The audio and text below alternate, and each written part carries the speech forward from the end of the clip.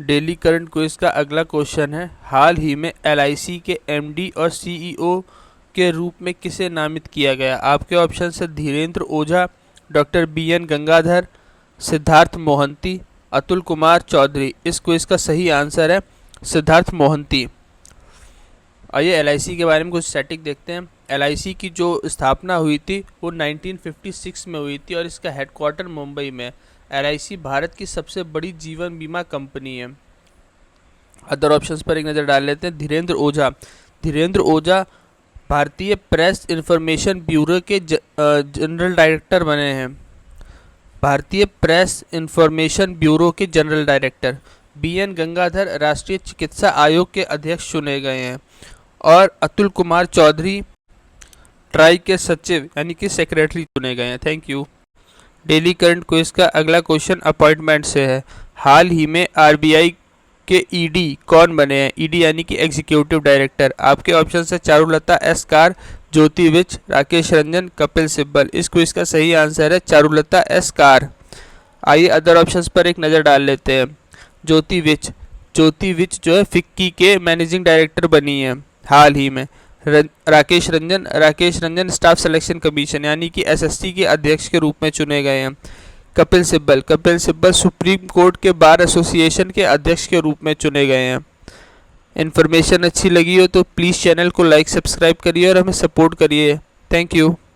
Daily current quiz का अगला most important question है, हाल ही में रूस ने कब तक नए ऑर्बिटल स्टेशन निर्माण की घोषणा की। आपके ऑप्शन है 2026, 2027, 2030, 2031। इसको इसका सही आंसर है 2031। रशिया के स्पेस स्टेशन का नाम है रॉसकॉस्मॉस। इंटरनेशनल स्पेस स्टेशन 1998 में इसकी स्थापना हुई थी। रशिया और यूएसए ने मिलकर की थी। इंटरनेशनल स्पेस स्टेशन है इसलिए इसमें रशिया और यूएसए ने मिलकर की थी 1998 में। तो रशिया ने अब अपना सोलो ऑर्बिटल स्टेशन बनाने की घोषणा कर दी है 2030 में यूएसए से मिलकर। और यूएसए ने भी इंटरनेशनल स्पेस स्टेशन को ख़त्म करने की घोषणा कर दी है और ये इसको ख़त्म करने का काम दिया गया है स्पेसएक्स को। आइए कुछ और चीज़ें देखते हैं। भारत अपना स्पेस स्टेशन 2035 तक स्थापित करेगा और उसका लक्ष्य है चांद पर इंसानों को भेजने का 2040 में। क्विज अच्छी लगी हो तो लाइक करिए। Thank you. Daily current quiz का अगला मोस्ट इम्पॉर्टेंट क्वेश्चन है, हाल ही में चर्चा में रहा राइजोटॉप परियोजना का संबंध किससे है। आपके ऑप्शन है हाथी, शेर, गेंडा या डॉल्फिन। इस क्विज का सही आंसर है गेंडा। राइजोटॉप परियोजना ये साउथ अफ्रीका के लिम्पोपो राइनो रिजर्व में स्टार्ट की गई है। राइजोटॉप परियोजना में जो गेंडा है, गेंडा के सींगों के अंदर एक रेडियो एक्टिव पदार्थ को भर दिया जाएगा जिससे उनके जो सींग है वो ख़राब हो जाए और शिकारी उनके सींगों को कट ना करें। मतलब अपने ये जो गेंडे के सींग होते हैं बहुत ही महंगे बिकते हैं तो इसी के लिए इनको बहुत ही ज़्यादा काटा और मारा जाता है। लेकिन इसमें अगर रेडियो एक्टिव पदार्थों को लगा दिया जाएगा इनके गेंडों के सींग में या भर दिया जाएगा, उसके बाद में इनके सींग बेकार हो जाएंगे और इन्हें मारने से बचाया जा सकता है। Thank you. Daily current quiz का अगला मोस्ट इम्पॉर्टेंट क्वेश्चन है, हाल ही में पहली बार मैनलैंड ज़ीरो का फोटोग्राफिक दस्तावेजीकरण कहाँ किया गया। आपके ऑप्शन है असम, मणिपुर, अरुणाचल प्रदेश, मेघालय। इसको इसका सही आंसर है असम। असम के रायमोना नेशनल पार्क में इसका पहली बार फ़ोटो खींचा गया। ये मैनलैंड शीरो एक तरह की कैट प्रजाति की जानवर है जिसकी तस्वीर आपकी स्क्रीन पर दी गई है और ये एक IUCN के द्वारा नामित मैमल है जो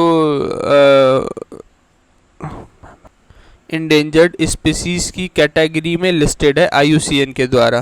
क्विज अच्छी लगी हो तो चैनल को लाइक सब्सक्राइब करिए और हमारे साथ जुड़िए अपनी करंट की तैयारी को मजबूत बनाने के लिए। Thank you. Daily current quiz का अगला मोस्ट इंपॉर्टेंट क्वेश्चन है, हाल ही में राष्ट्रीय लेखाओं के आधार वर्ष में संशोधन हेतु किसकी अध्यक्षता में समिति का गठन किया गया। आपके ऑप्शन है विश्वंतः गोलदार, डॉक्टर राधाकृष्णन, रामनाथ कोविंद। इसको इसका सही आंसर है विश्वंतः गोलदार। इनकी अध्यक्षता में 26 लोगों की एक समिति बनेगी जो नए आधार वर्ष में सहयोग करेंगे। जो आधार वर्ष, नया आधार वर्ष है, उसे 2020-2021 वर्ष के रूप में चुना जा रहा है और पुराना आधार वर्ष जो अभी तक चल रहा है वो 2011-2012 है। आधार वर्ष वो होता है जिसकी वजह से हम इकोनॉमिक्स में सारे जो मानक होते हैं उनको तय करते हैं। आइए अदर ऑप्शंस पर एक नज़र डाल लेते हैं। रामनाथ कोविंद की अध्यक्षता में एक कमेटी का गठन हुआ था जिसका नाम था one voter one nation. Quiz अच्छी लगी हो तो लाइक। डेली करंट क्विज का अगला मोस्ट इंपॉर्टेंट क्वेश्चन है, हाल ही में संपूर्णता अभियान किसने शुरू किया? आपके ऑप्शंस है CSIR, RBI, नीति आयोग या सेबी। इस क्विज का सही आंसर है नीति आयोग। ये जो संपूर्णता अभियान है ये 4 जुलाई से शुरू किया गया है, मतलब अब ये 4 जुलाई से अगले 3 महीने तक चलेगा। इसमें इस अभियान में 112 जिले और 500 ब्लॉक्स मतलब आकांक्षी जिलों को ऊपर उठाया जाएगा, मतलब उन्हें light, education, health, infrastructure ETC में उनका विकास किया जाएगा इस संपूर्णता अभियान के तहत नीति आयोग के द्वारा। इन्फॉर्मेशन अच्छी लगी हो तो चैनल को लाइक सब्सक्राइब करिए और हमारे साथ जुड़िए अपनी करंट की तैयारी को मजबूत बनाने के लिए। और इस क्विज़ को आप 1 से 2 बार रिवाइज करिए, आपको सारे के सारे आंसर्स याद हो जाएंगे। ये आपके लिए बहुत ही ज़्यादा हेल्पफुल है, सेलेक्टेड है। मैं डेली करंट क्विज का अगला मोस्ट इंपॉर्टेंट क्वेश्चन है, 2024 में यूनेस्को विश्व धरोहर के 46वें सत्र की मेजबानी कौन करेगा? आपके ऑप्शन है इंडिया, चाइना, फ्रांस, इटली। इस क्विज का सही आंसर है इंडिया। इंडिया में न्यू दिल्ली के मंडपम में 21 जुलाई से 31 जुलाई तक ये सत्र चलेगा।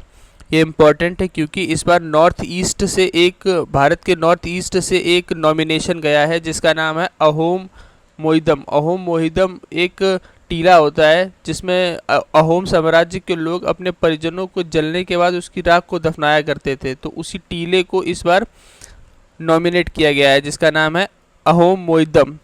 भारत में कुल 42 धरोहर हैं, मूर्त धरोहर हैं 42, जिनमें 41 नंबर पर शांति निकेतन थी जो पश्चिम बंगाल में है और 42 नंबर पर होयसला के मंदिर जो कर्नाटका में। डेली करंट क्विज का अगला क्वेश्चन है, हाल ही में राष्ट्रीय बाल अधिकार संरक्षण आयोग द्वारा किस राज्य की अभ्रक खदानों को बाल श्रम मुक्त घोषित किया गया है? आपके ऑप्शन है बिहार, झारखंड, उत्तर प्रदेश, छत्तीसगढ़। इस क्विज का सही आंसर है झारखंड। इस क्वेश्चन का मतलब था कि ऐसा कौन सा राज्य है जहां की अभ्रक खदानों में अब बच्चे यानी कि 14 साल से कम उम्र के बच्चे बिल्कुल भी काम नहीं करते हैं, मतलब वो खदानें बाल श्रम से बिल्कुल मुक्त हो गई हैं। आइए झारखंड के बारे में कुछ स्टैटिक्स देख लेते हैं। झारखंड की कैपिटल है रांची और झारखंड के जो CM बने हैं वो हैं हेमंत सोरेन। और झारखंड में एक जगह है जिसे कोडरमा कहते हैं। कोडरमा को एक टाइम पे भारत की अभ्रक की राजधानी कहा जाता था। डेली करंट क्विज का अगला सवाल है, हाल ही में विश्व जूनोसिस दिवस कब मनाया गया? आपके ऑप्शन है 6 जुलाई, 7 जुलाई, 8 जुलाई और 2 जुलाई। इस क्विज का सही आंसर है 6 जुलाई। विश्व जूनोसिस दिवस की जो थीम है वो थीम थी एक विश्व, एक स्वास्थ्य और जूनोसिस को रोकें। जूनोसिस दिवस मनाया जाता है क्योंकि इसी दिन मतलब 6 जुलाई 1885 को लुईस पास्चर ने जूनोटिक रोग के खिलाफ पहले टीके का सफल प्रयोग किया था। मैं रिपीट कर देता हूँ, 6 जुलाई 1885 को लुईस पास्चर ने जूनोटिक रोग के खिलाफ पहले टीके का सफल प्रयोग किया था, इसीलिए 6 जुलाई को विश्व जूनोसिस दिवस मनाया जाता है। इन्फॉर्मेशन अच्छी लगी हो तो चैनल को लाइक सब्सक्राइब करिए और हमें फॉलो करिए अपनी करंट और स्टैटिक की तैयारी को मजबूत करने के लिए। Thank you.